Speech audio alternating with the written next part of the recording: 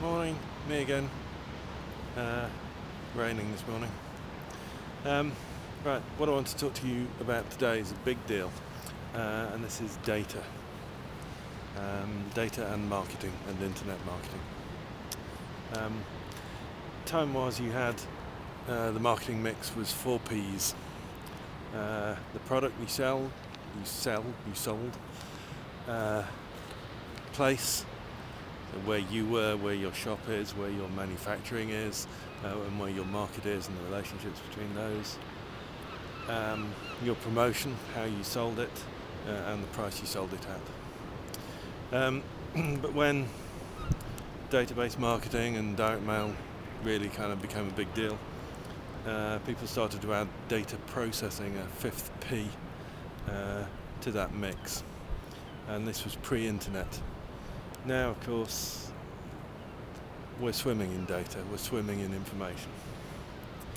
So, data processing has become a very big deal, although perhaps you wouldn't call it data processing anymore. But anyway, it's how you handle the data that you have access to, and how you kind of mine that for goodies.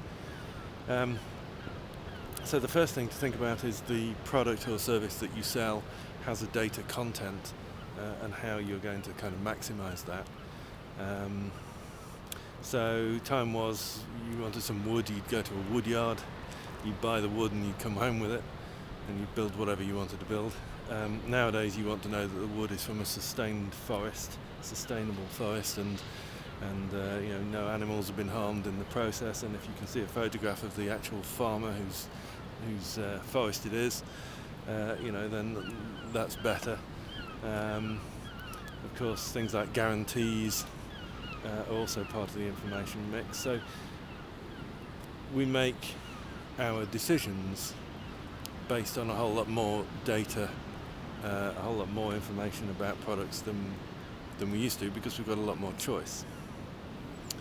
So that's the first thing, is to think about the data that's linked to the product or service that you are selling, and work out how you're going to provide that. One of the problems that we've got is being kind of swamped by information, being swamped by data, and the internet provides much more data than you can ever handle. So this is very much about giving information at the right time. So walk people through a process, and think about what information people want at various parts of the buying process. So for instance, you might have some absolute requirements for the new phone that you want, and then it's kind of musts and wants, some definites and then some wants. You want the phone to be stylish, you want the manufacturer to be an ethical brand, that kind of thing. You want it to be reliable. Those might be wants, but you've only got so much money to spend, so that's a must. So you provide different types of information at different points in the process. So that's the data to do with the product or service that you sell, and try and think about whether there's more information that you can provide. For instance, if you just replace the beds in your B&B, is it worth spending a little extra to get a brand, so that you can say, well, we've got Silent Night Deluxe mattresses or something, because that's something that would persuade people to come and stay with you. And the other thing about data is that your customers will tell you what kind of data they want. So listening is a big part of knowing what kind of information to provide, and providing it at the right time. So answering questions on forums, and having live chat, thinking at the end of a phone conversation with a customer, what was it they actually just asked me, and making sure that this kind of information is provided, and make your frequently asked questions, real questions, so that it doesn't appear fake, it appears real. So that's kind of information based on, have a think about the information based on your product and about you, so that people can have confidence and they know they've got all the information they need, but don't swamp them. So that's the first side of things.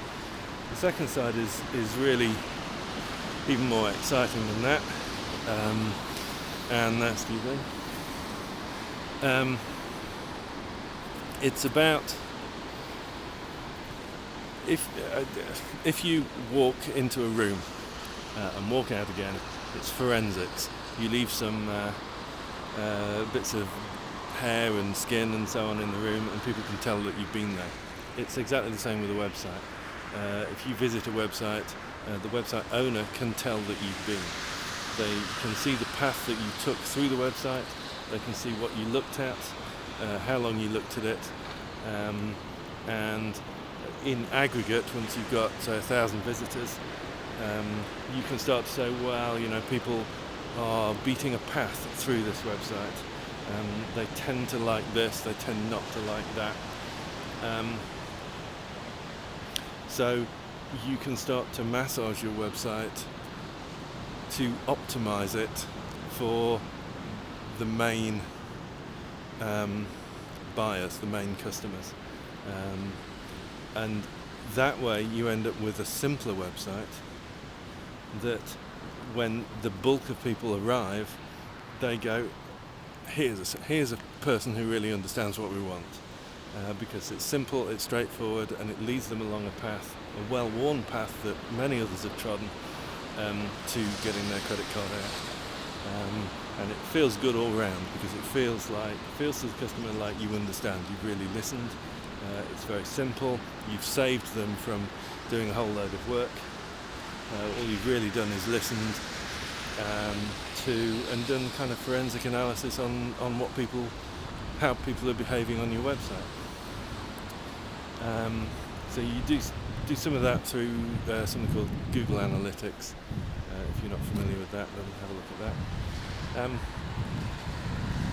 Now that's the bit that really excites me, because that's information that people leave behind on your website but don't even know it. So you're not asking them to do anything.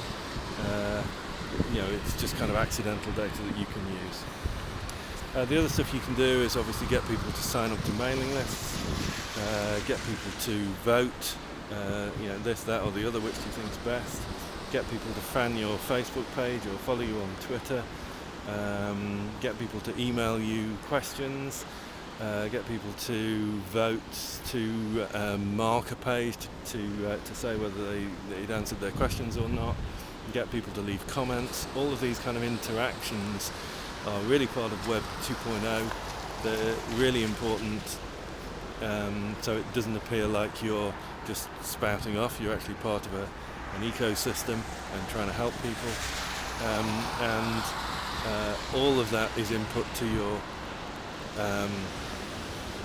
strategy, because you know the kinds of questions that people are asking most commonly.